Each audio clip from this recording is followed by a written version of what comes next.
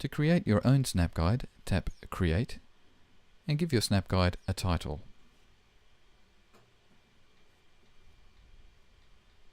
Tap Next.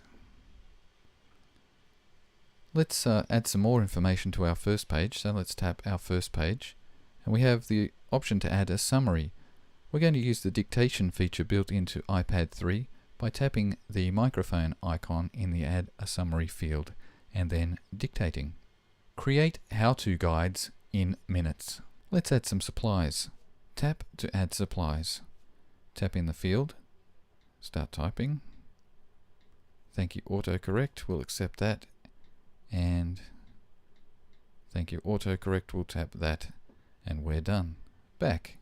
Okay, let's add some steps by tapping Add Step at the bottom of the screen. Let's add some text first. We'll add a welcome to our Snapguide. Done. Okay, I think it's time to add some actual steps. Let's choose some photos to add to our Snapguide. When you tap the Add Photos button, you're greeted with the camera, and at the moment I'm taking a picture of my speaker. To take a photo, simply tap the camera icon at the bottom, and then we can tap to preview that. Actually, I think that's useless, so I tapped to delete. On the bottom right, I can slide to video camera mode and tap the record button to record a 60-second clip. Tap the record button again to finish. Tap to preview. That's pretty boring. Tap done and trash it. Okay.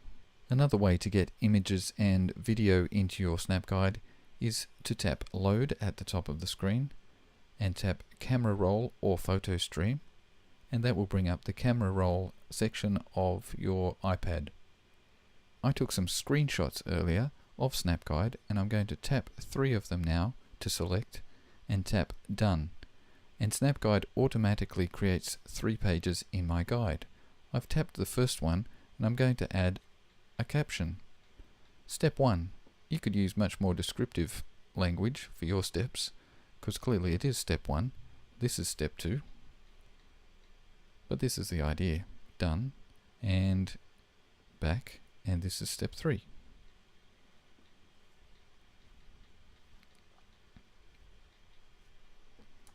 Done.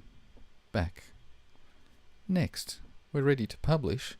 All we need is a cool cover. So I'm going to tap the camera icon, and we have a number of choices, but I'm going to choose a picture from the very guide that we've just made. I like that photo because I think it sums up what one does. Let's choose a topic from the bottom, and this is a technology Snapguide, and we're ready to publish, so tap Publish.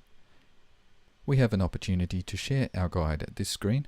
I'm going to copy URL so that I can share on websites, blogs, Moodle, etc., and tap Done. And there it is. That is our Snapguide. And just like every other Snapguide, I can jump to by tapping Jump to, and I can like it.